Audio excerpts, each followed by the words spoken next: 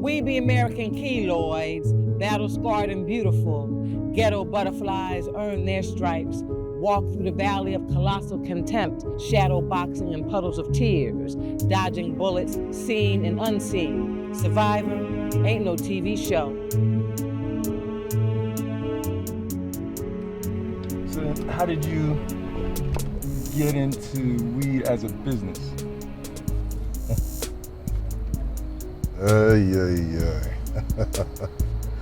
That's I'm saying that's a funny question. People done lied on marijuana now.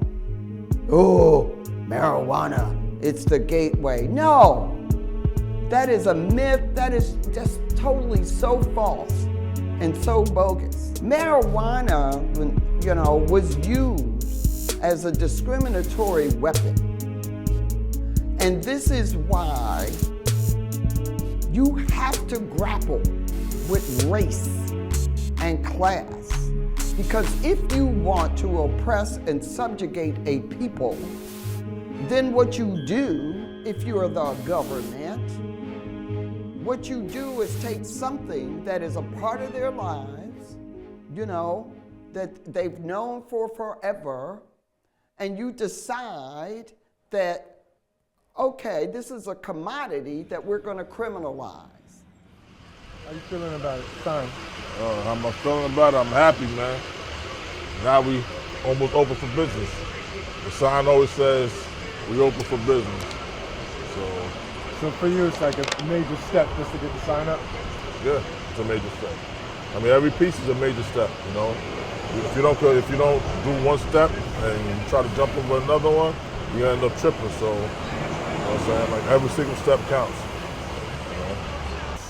In my heart, I'm very, very excited to see the sign come up. I know that's one of the major things and stuff like that to say that you're here and that you're here to stay. So, I'm saying we're hoping and praying that everything comes out exactly how we imagine it to come out. We want it to be a positive. We want it to be a positive situation. But we're gonna get it. We're gonna get everything together, and we're gonna open up on the 8th, like we said we are. Unless God sees different. Man, that shit was dirty as a motherfucker. I hope my man be okay over there. Listen, we got a place and stuff like that that's open till 5 o'clock today. In Brooklyn, East New York. What's up, Op? The government has spent a lot of money on criminalization. A lot of money. It's just such a quick way to harass people and arrest them and just make their life a living hell. When initially introducing this legislation, it was a huge challenge to me because I'm not the person that would suggest you do anything that's against the law. I never had a gun pointed in my face until it was police officers. Marijuana legalization needs to do more than simply legalize marijuana.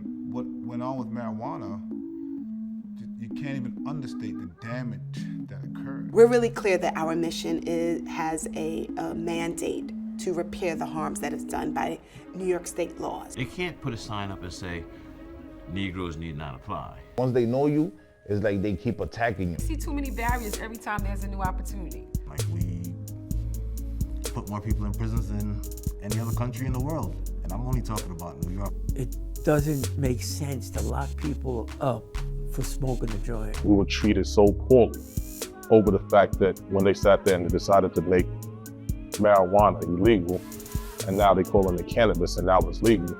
How do you sit there and just because of the changing of the word, now all of a sudden all the ones be righted or are things supposed to be forgotten about? And I don't think that anything should be forgotten about. They say that those that choose to forget the past are known to repeat it.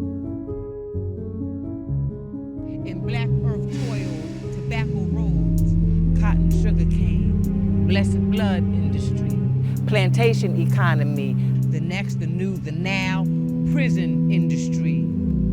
So I wake up the morning of January 24th. At the time, I was a broker trainee at TD Waterhouse in Wall Street. It's like 8:30 in the morning. I don't have to be to work again until 4 o'clock.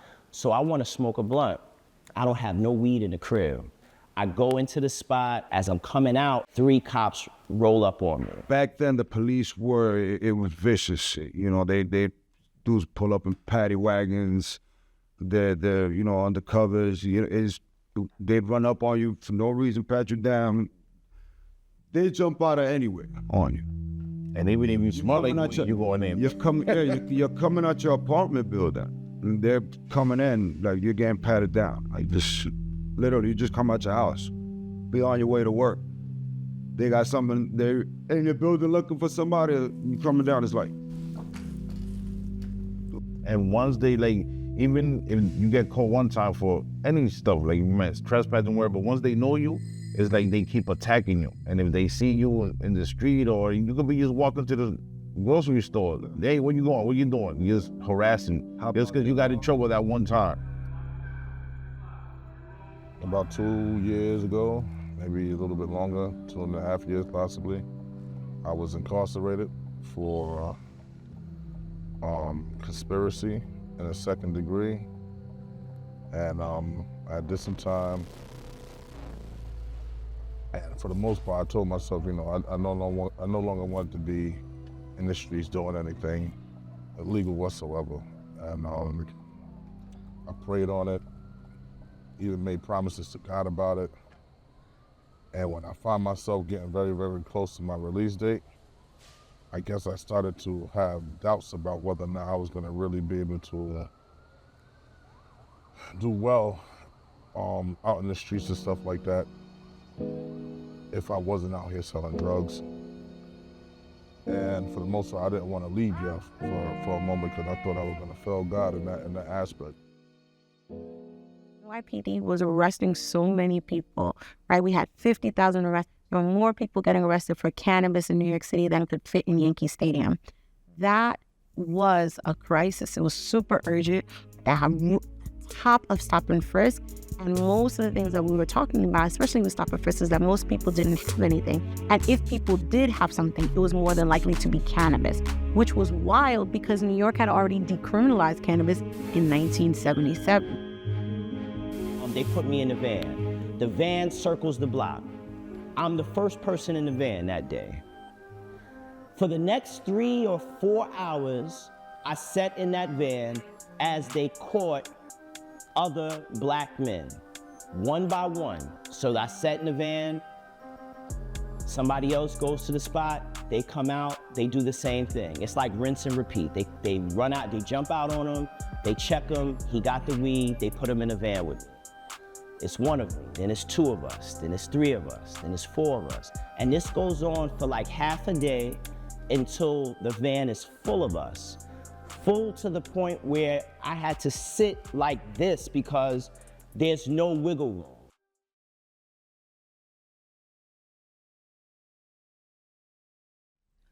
My name is Jamani Williams, and I happen to be the public advocate for New York City. I always say I've been black for a pretty long time, so I have all the experiences that come with that. At that moment, people were trying to address the abuses of stop, question, and frisk, and the quotas that were attached to them. The amount of people who were stopped at the time just ballooned. They actually stopped more young black men than actually lived in the city of New York one year. We put more people in prisons than any other country in the world. And I'm only talking about New York, I'm not talking about America. The war on drugs is a war on people and communities, right? It's not a war on a substance. Don't misapprehend that language to mean that there was ever a war on any particular substances. There was always a war on the people, certain people. And drugs was the avenue, the thing that, we can engage in a war on. The trees, remember, never forgot who shot us, hung us, Tuskegee experimented us, chemical warfared us, crack bombed us. For so many young people, and particularly Black and brown people, it's just such a quick way to harass people and arrest them and just make their life a living hell. Once we hit like 15 or 16, you know, we got a little bit taller, I guess maybe a little bit more manly looking. And at that point, it started feeling like we were existing as a threat, right? And weed was just one of those things where first they'll come, slam you against the wall, slam you down on the ground, then they'll dig into your pocket, then they'll find the weed, and then that's why they stopped you in the first place. Nowadays, we hear, you know, about black bodies being killed, you know, shot, whatever. A lot of these black bodies are because of this drug war, you know. Every time we hear about someone being shot or killed by the police, they're always trying to look for what was in their system. What was in their system? That's why we gotta, you know, why we have this war on drugs. Oh, he was smoking marijuana. You know, Breonna Taylor. Hey, she's down at they were executing a drug warrant, you know. Executing a warrant where you can do a no-knock, okay? Go to somebody's house and you don't have to knock. All right, that tells you something right there. There's a disconnect. When I ran for governor, one of the things that I did when I was deciding to run is I went around to people who were the, not just the activists, but the deep thinkers in their areas, whether it was criminal justice or whether it was healthcare or whether it was fixing the subway, you know. And I really listened hard to them. And I said, if you were the governor, if you were writing this policy, if you were writing these laws, what would you do? And marijuana was one of the really no-brainers that came out pretty quickly. For the most part, I truly believe that, that God will meet you where you are. I had a lot of different things happen to me and stuff like that when I was in prison, where I connected with God. And when I came home, I actually had gotten a job with a friend that to this day is like my big brother. And there was a situation where somebody that I came in the store, that I came to sell other products. They was in the hat business. And, you know, for some reason, I just got this very strong feeling to come over me that told me that this guy knew something about the marijuana business. So after I looked at him for a while, I stopped him. I stopped my brother from talking in the middle of the conversation. And I was like, I know you can get me marijuana. The guy haven't been in the store maybe a minute and a half. Never seen him a day in my life. And I'm telling this guy that I know he can get me marijuana. And, you know, my friend, he's looking at me like I'm crazy. The guy's looking at me like I'm strange. But lo and behold, 2 days later, he came back. And came back with a whole lot of it. Ringmasters, hustling chaos, pimping poverty, placing bets on complacency, rewarding keepers of the status quo. Current culture celebrates the killer and the hoe. Oh, the system's screwed up. And it's screwed up against black and brown people. Number one thing I didn't realize is that everybody wasn't criminalized to the same, degree, right? I grew up in East New York, in Brooklyn, and the first time I had interactions as far as cannabis or weed or marijuana was concerned, it was on the streets, but it was playing basketball at Gershwin Park with just some of my friends. They were boys. I was a tomboy. I played ball. And we were probably maybe 11 or 12 at most.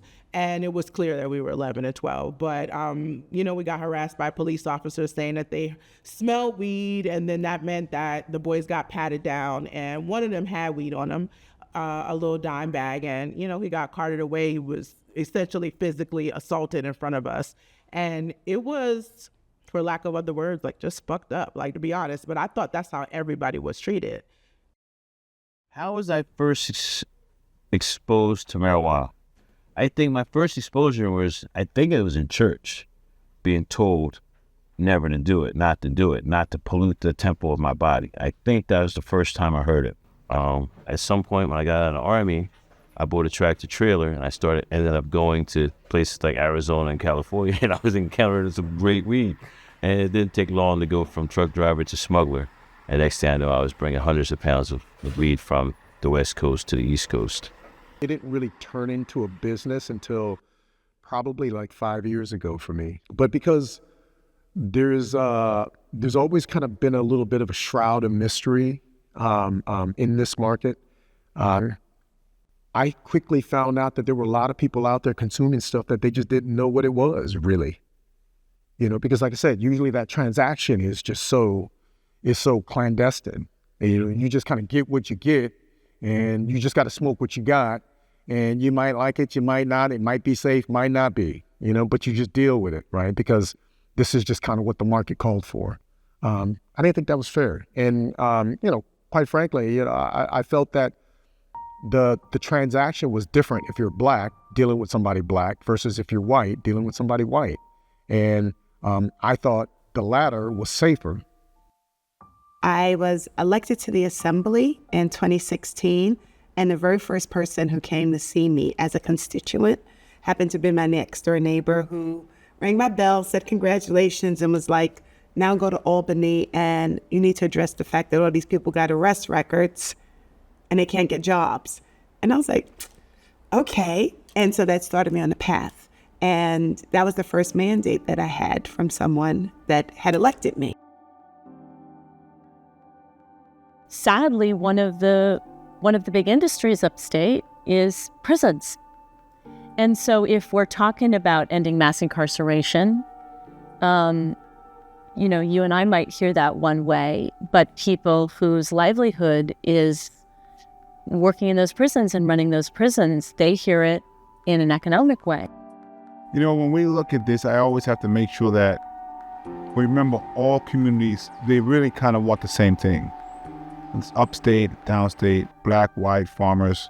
They generally want to live in a community they feel safe. They want to be able to put good food on the table, and they want their children to do better than they did. There's some barriers in different places that put those up. And so we have to have this conversation, understanding that folks upstate, they want to make sure that their communities are doing well. What we have to do and enforce, understand that oftentimes because there's inequity, certain communities are doing better, not even at the expense, but because other communities are suffering. Better catch the seeds, save the seeds, plant the seeds in love. In black earth toiled, tobacco roads, cotton sugar cane, blessed blood industry, plantation economy, the next, the new, the now, prison industry. My life went into an entirely different direction in 1997 when I was busted. Now, I was busted, I was 33, but I remember what happened to the people who were busted when we were 18 and 19. Their lives went into this direction, and I was able to look back and see all that. Whereas when I was 18, 19, I was joining the Army. I was doing things like that, whereas they couldn't do that. They couldn't join the Army. So I did my Army thing. I saw a little bit of the world.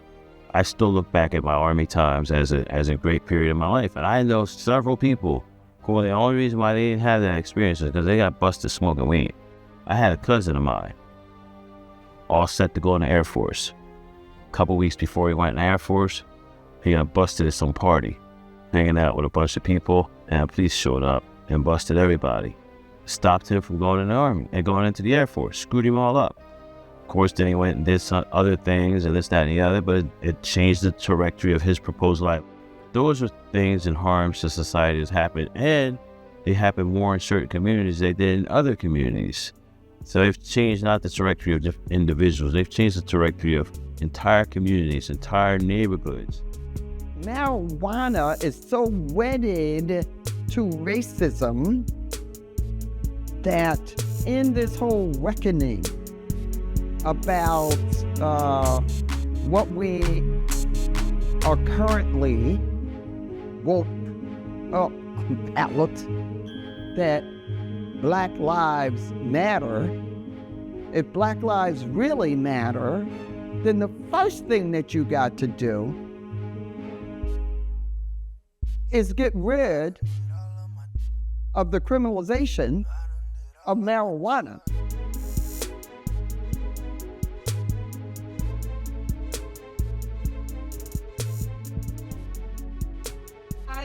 Hey, what's up, baby? How you doing, sweetheart?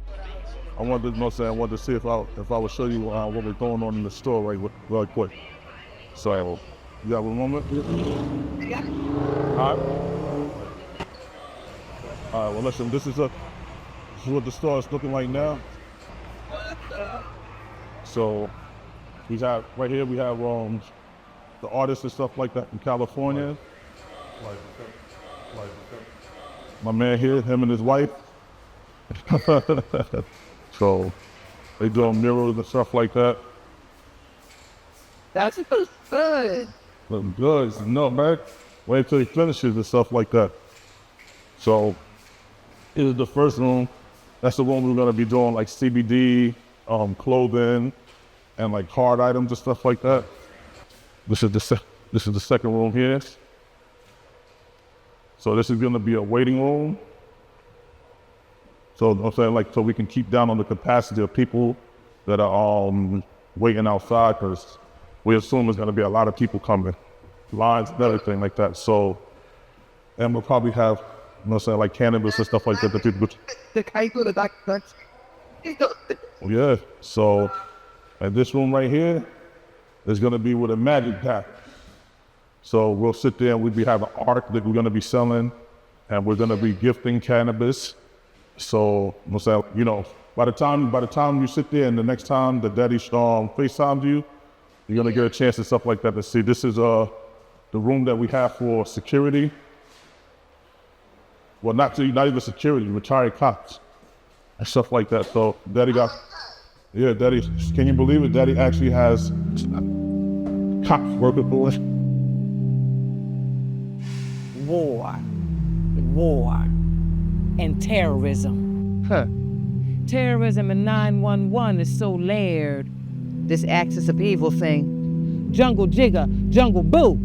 Attack against unnatural habitats. Now see, that's how we supposed to do. But sometimes the science of the cage flip triggers misdirected rage, causing us to hurt the closest ones, the easiest ones, the innocent ones, the children.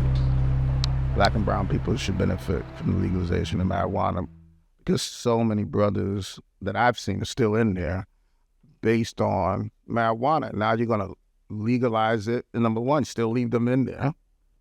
But number two, do not allow them to get access to the business part of that. To me, is crazy. We cannot leave these people out. The illegality of this plant has literally destroyed the lives of multiple generations of Black and brown men, mostly Black men, and their families. For me, it's more about saving their lives than it is necessarily and suggesting to people that they should use a product legally that, quite honestly, they already do illegally. Intentional choice everywhere. Everyone is pushing the same narrative. And so for us, it's super important, one, for the advocacy to be diverse, right? Because we need Black people talking to Black people about what they're doing to Black people. American landmines awaits our arrival with 41 bullet gun salute, precinct plunger butt parties, and crack. We seek legislation to deal with this war on drugs, because legislation made it a war, and so we're gonna, the tool that we have is legislation to undo it, to make peace with it. Legislation in this country at this time is all that we have. I actually did travel quite a bit and stuff like that throughout the state to see how marijuana businesses and stuff like that were being handled, especially from the social equity perspective, and coming to find out that, yeah, it was a really bad thing for people of color to try to get into the business because, one, we didn't have the finances. Two, we didn't have, how can you put it? They got this thing called proximity protection on real estate. And you take a very costly chance on try to take on real estate before you know you actually have a license. And some other states come to find out that some people say that by the time they understood that the license and stuff like that was approved, that it was already too late by the time they got into it. So that was one of the reasons why it was so important for us to look at what it is that took place in other areas and realize why some of the decisions had to be made to try to start early, to try to put ourselves into a situation where, it was possible that we was going to get in, and the same thing that happened in other places wasn't going to happen. We're really clear that our mission has a mandate to repair the harms that is done by New York state laws. So New York acknowledges that we're extremely heavy-handed with the prohibition of cannabis and that it harmed communities across this state. We know that, and in passing the MRTA, we acknowledged it. We also said we wanted to prioritize those who have been harmed and that we have a mandate to identify just what those harms have been. Marijuana legalization in the state of New York changed my life in many ways, but I think one of the more profound ways is, as a Black man, I remember that day that I grabbed my spliff and didn't light it up until I was well on my little stroll on a beautiful day, spring day, and I blazed that thing up, walking down the street, and it was a kind of sense of freedom that I've never felt. Never have I felt that. There was something about being Black and being that the prosecution and the weight of the judicial system that weighed down on us Black men so much that now to be able to walk down the street in complete confidence that no one's gonna run up on me. Like, I'm not saying this is Emancipation Proclamation, man, but, damn. Hell, this is the redux of 2021. Just like this, displays just down the third, and then right there, a whole bunch of stuff that they can see, so on and so forth. Every so often can go in there, pull one out, let people smell. But that's why it was bought like this, so it would be interchangeable and we could do different things with it. You know what I mean? Yo, I don't even think, like you said, we don't even need a 4-footer. Look, we're gonna have a cot right here and one there. Drones. You're gonna need space to walk back. Woo! Yes. What's up? Yeah, man. We are doing our best to make this stuff happen. Yeah, we're about a little less than 24 hours from opening. And still got quite a few things to do. Like I said, by the grace of God, we are going to be open tomorrow, 12 o'clock. And if people don't want to see new laws and new enforcement, they've got to comply with existing regulations.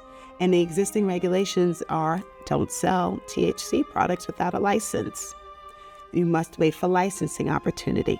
If you are involved in cannabis, I hope you are a cannabinoid hemp seller and that you have a registration. You only have to go to our website, cannabis.ny.gov, fill it out online. It's $250. You get a registration, you can go out and do your business. The barriers to entry are low. People have got to be committed to entering and being a part of it. The thing about marijuana in particular, you can't do what you did to Black and brown communities when marijuana was deemed illegal.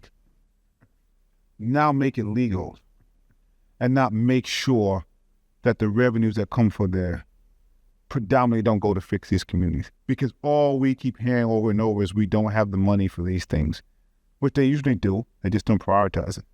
But now we can see the money. The challenge is going to be when people see money, everybody wants to get access to it. So my suburban colleagues would like to figure out how they can get access to it.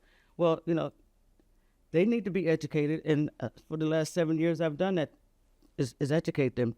You don't want the problems that mass incarceration has caused on the communities where I live. You don't want that. In fact, your systems in this country have been set up to not allow that to even happen in your community. So this is not about you.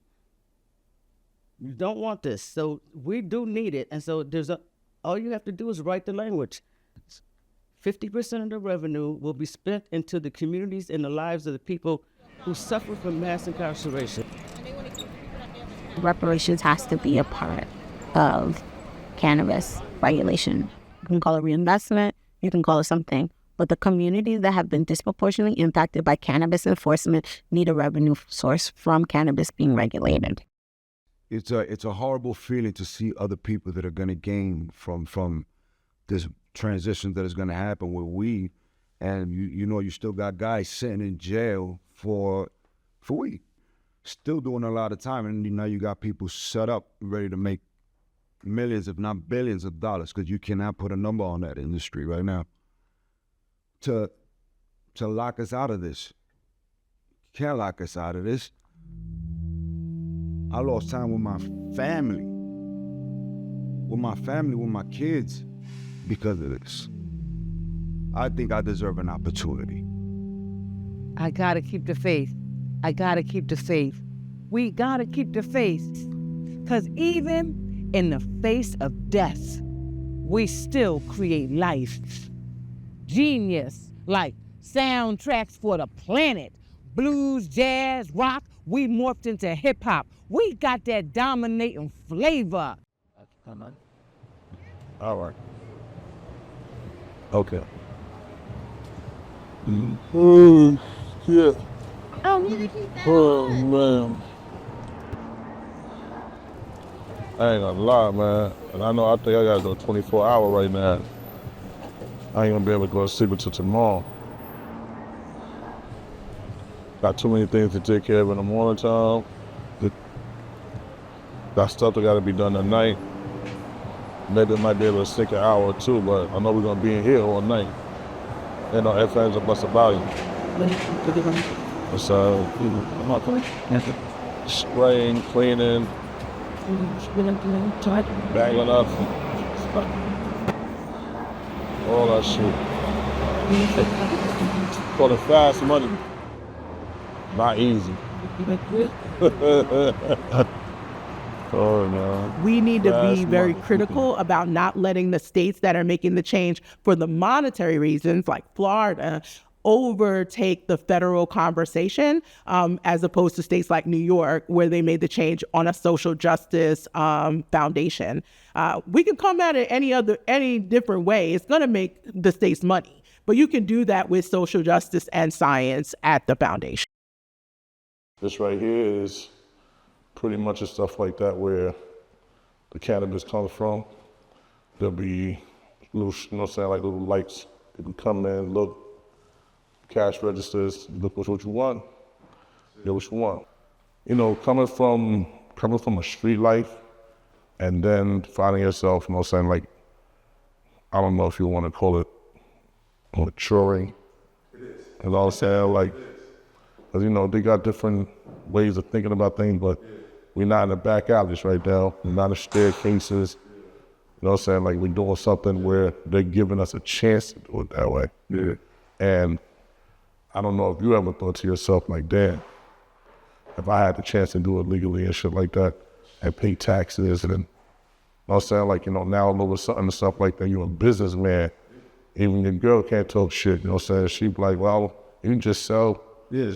Well, actually, no. Yeah, you know what I'm saying? So with that type of thought process, then, we looked at it differently. You know what I'm saying? Like, imagine being the dude that was able to really sell liquor legally.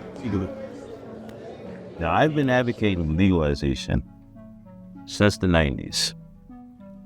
what the politicians are scheming to do is corporatization. They're creating these corporations. They've even changed the name. Instead of calling it marijuana, I went to prison for marijuana. Most of the people I know, we went to prison for marijuana. Now, they're changing the name publicly to cannabis. When I hear the word cannabis, it means Caucasian acceptable marijuana. We are very hopeful that people will read the writing on the walls and that they will come to the OCM and get a license, because we really do want to see people operating within this framework, within the structure that we're creating, because it's designed for their success. We do not want them sitting on the outside watching. We want them to be a part of this.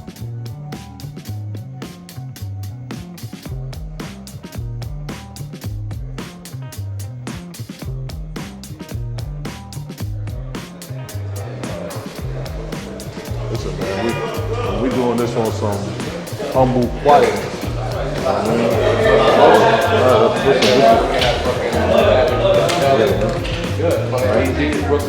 right, how you doing, man? Good. How you doing, man? Kendall, how you doing, my brother? Yes, sir, yes, sir, yes, sir. All right, what up, boy? All right. Nah, you wouldn't even get somebody.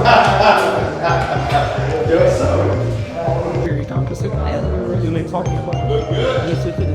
No, I don't, man. I've been in the same clothes, Well, besides that person, but just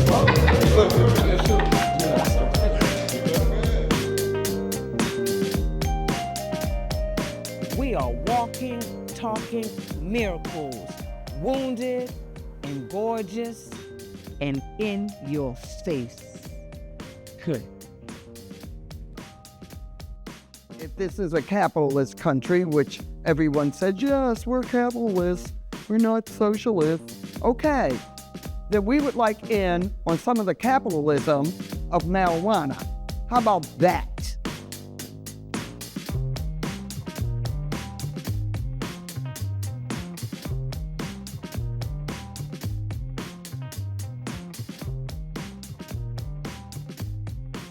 Sometimes, things don't necessarily always happen for the generation that's going through whatever the struggle is. And sometimes whatever you do because you have the hope that the children and the people that come behind you will be able to reap the benefits of whatever those decisions and fights you got to have.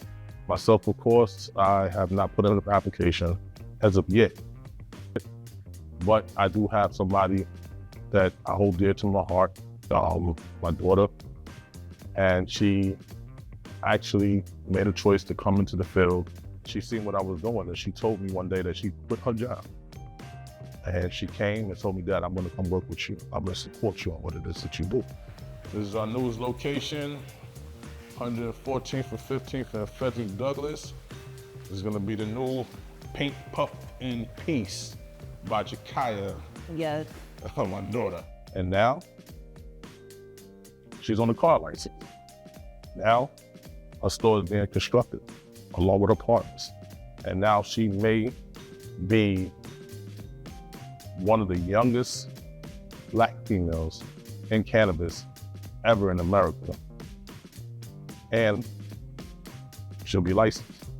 So if my decisions gave her that opportunity, then it was totally worth it.